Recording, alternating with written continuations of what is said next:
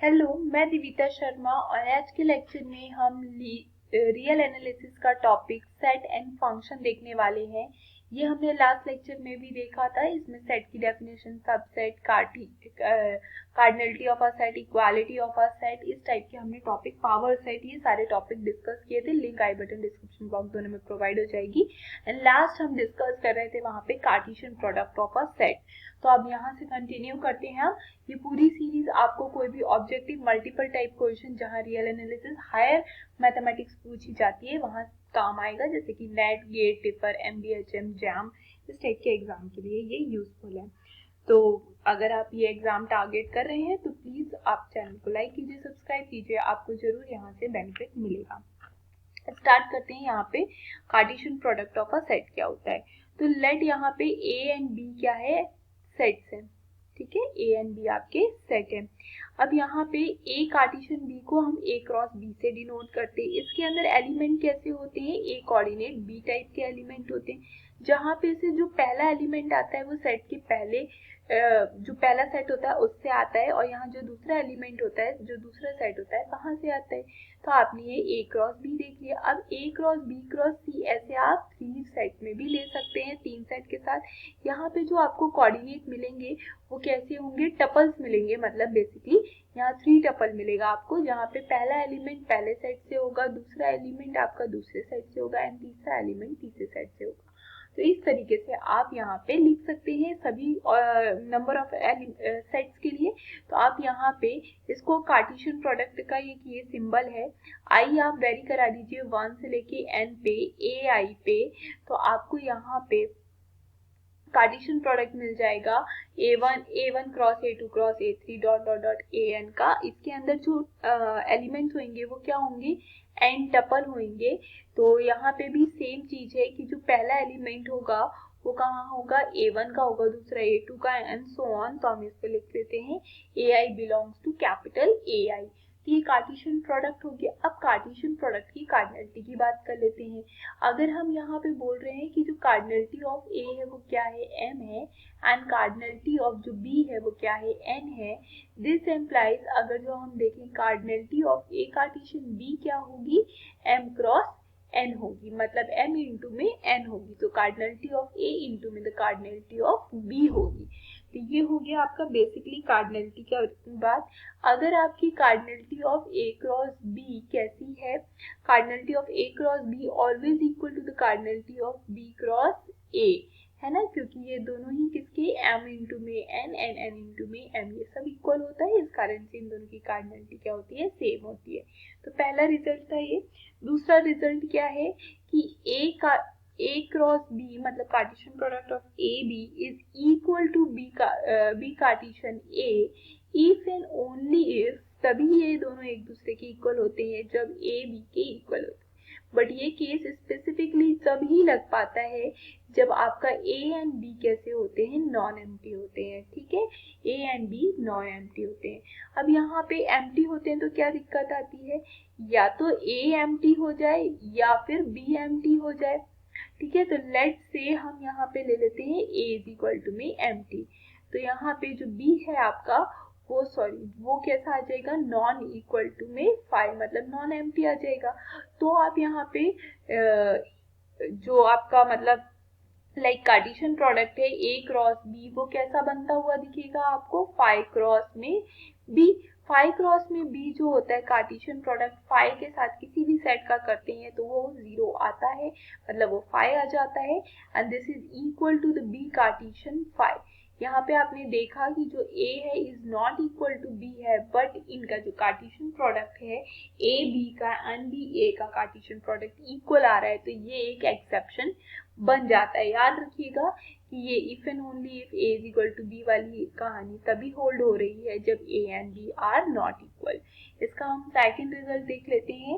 अब second result basic result हैं कि इफ अगर आपका a इंटरसेक्शन b की कार्डिनलिटी क्या है, m है, दिस एम्प्लाइज जो a क्रॉस b की जो a cross b intersection b cross a की जो कार्डिनलिटी है, दिस इज इक्वल टू में b m स्क्वायर।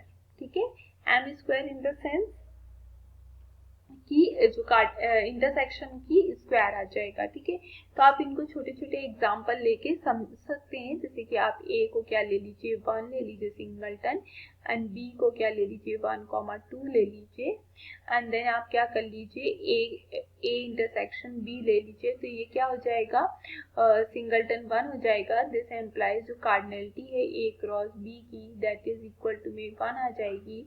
अब जब आप यहाँ ए कार्टेशियन बी लिखेंगे तो आपको मिलेगा 1 कॉमा में 1 एंड आपको 1 कॉमा में 2 मिलने वाला है यहाँ पे। ठीक है, पर जब आप यहाँ पे बी क्रॉस ए लिखेंगे तो आपको 1 कॉमा में 1 मिलेगा एंड 2 कॉमा में 1 मिलेगा। दिस मीन्स यहाँ पे आपको देख के समझ में आ रहा है कि ए क्रॉस बी का इंटरसेक्शन बी क्रॉस ए की कार्डिनलिटी, इन दोनों की कार्डिनलिटी क्या हो जाएगी, 1 हो जाएगी, क्योंकि इसके अंदर 1 कॉमा 1 एक ही एलिमेंट आ रहा है, मतलब 1 का स्क्वायर। ऐसा आप कोई भी रैंडम सेट लेके देख सकते हैं, ये रिजल्ट होल्ड हो रहे हैं। ठीक है, एंड देन नेक्स्ट रिजल्ट हम देख लेते हैं। अब आप बाकी रिजल्ट भी इस तरीके से बेसिक एग्जांपल लेके देख सकते हैं। जब ए अगर सबसेट है बी का, दिस एम्प्लाइज ए के साथ आप कोई भी दूसरे सेट का कार्टेशियन प्रोडक्ट कर ले, is also a subset of B Cartesian A. ठीक है, एंड नेक्स्ट रिजल्ट आपके पास है ऐसा कुछ कि जो डिस्ट्रीब्यूटिव प्रॉपर्टी को होल्ड कर रहा है, that is A Cartesian B union C is equal to में क्या होता है आपका, A Cartesian B union A Cartesian C. तो ये डिस्ट्रीब्यूटिव प्रॉपर्टी होल्ड करता हुआ आपको दिख रहा है। एंड देन यहाँ पे सेकेंड इंटरसेक्शन के साथ भी सेम प्रॉपर्टी होल्ड होती है डिस्ट्रीब्यूशन की। तो आपको यहाँ पे A Cartesian B intersection B Cartesian A आपको ए कार्टेशियन सी मिलता हुआ दिखेगा। ठीक है, ये डिस्ट्रीब्यूटिव प्रॉपर्टी हो गई। देन इसके बाद आप यहाँ पे देखेंगे कि जो ए कार्टेशियन बी है, इसका इंटरसेक्शन सी कार्टेशियन डी के साथ is equal to A intersection C cartesian B intersection D. तो इस तरीके से ये प्रॉपर्टी भी होल्ड होते हुए दिख रही है आपको। एंड देन यहाँ पे क्या जाता है कि अगर आपका ए कार्टेशियन बी इंटरसेक्शन में, ये वाली तो हो गई, ए कार्टेशियन बी माइनस में अगर आप क्या कर रहे हैं,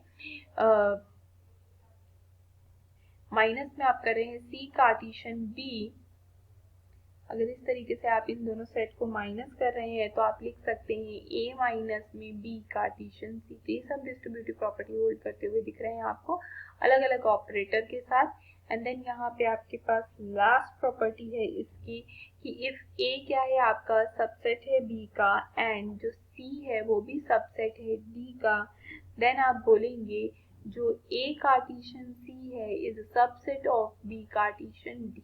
दो सबसेट हैं तो इनका कार्टेशियन भी सबसेट बनेगा, है ना। तो ये कुछ आपने कार्टेशियन के रिजल्ट देखे, आप बेसिक एग्जांपल्स लेके इन जो भी रिजल्ट हैं इनको देख सकते हैं। अब यहाँ पे काफी इंपॉर्टेंट रिजल्ट होते हैं ये आपके, जो अगर हम नेट की बात करें तो सी सेक्शन में आते हैं। सी सेक्शन में रियल एनालिसिस के 10 क्वेश्चंस आते हैं, विच मींस ईच क्वेश्चन कितने का होता है, 4.75 मार्क्स का। तो आप 10 क्वेश्चन मतलब आप 47 मार्क्स का तो आपको सी सेक्शन में रियल एनालिसिस ही देखने को मिलता है, which you can easily attempt. मतलब 8 से 7 क्वेश्चन तो आप एक्सपेक्ट कर ही सकते हैं कि आप अटेम्प्ट कर लेंगे। एंड सी सेक्शन में इसके 6 क्वेश्चन को 6 के अराउंड क्वेश्चन देखने को मिलते हैं। And then each question carry 3 marks, तो 6 क्वेश्चन मतलब समथिंग 18 मार्क्स आपको यहाँ पे देखने को मिलते हैं। ठीक है, तो ये काफी ज्यादा वेटेज होता है रियल एनालिसिस का। नेट गेट में भी काफी इसका वेटेज होता है, एग्जाम में भी होता है, तो इम्पोर्टेंट टॉपिक है। और ये छोटे छोटे ही रिजल्ट वहाँ पे ऑप्शंस के रूप में आपको दिखते हैं। अब यहाँ यूनियन की बात कर लेते हैं। तो यूनियन का मतलब क्या होता है, अगर ये आपका एक सेट ए है, ये सेट बी है, तो यहाँ यूनियन का मतलब है इन दोनों का कंप्लीट।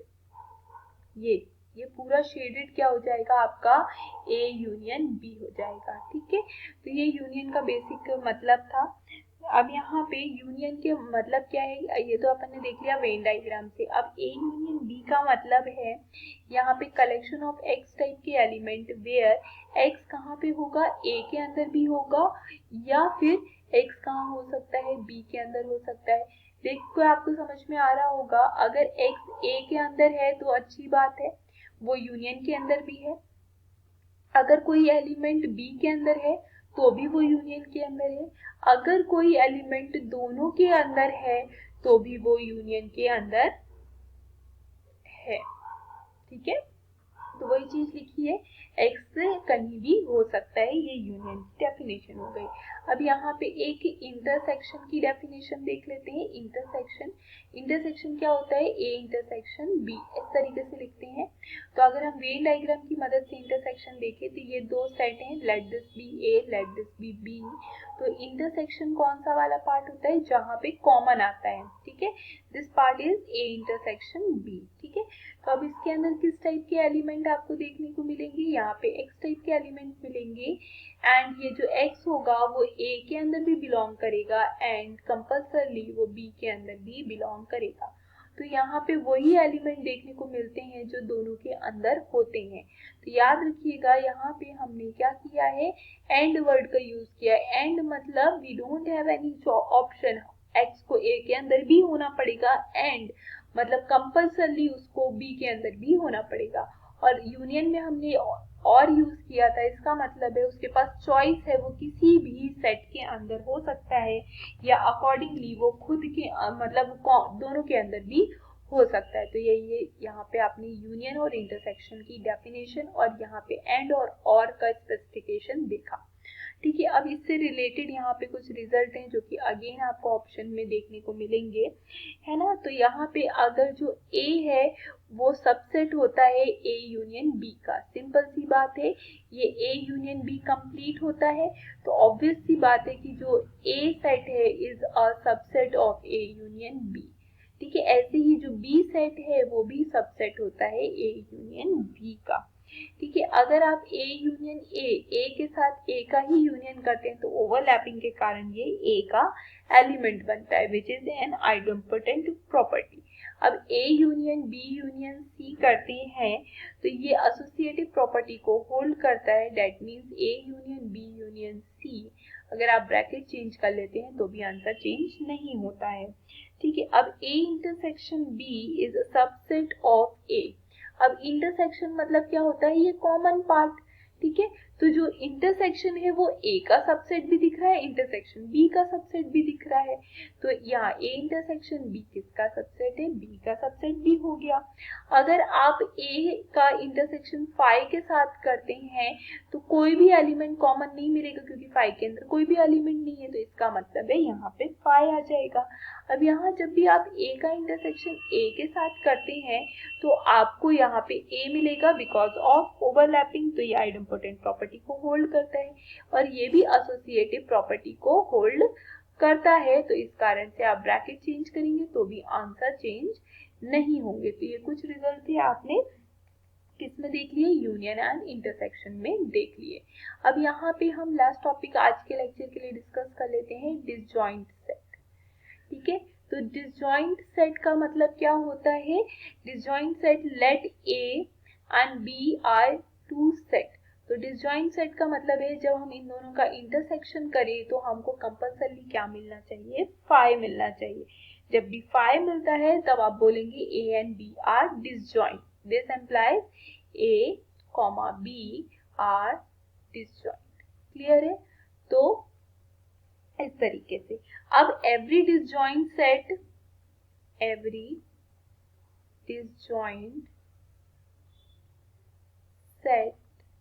Are distinct.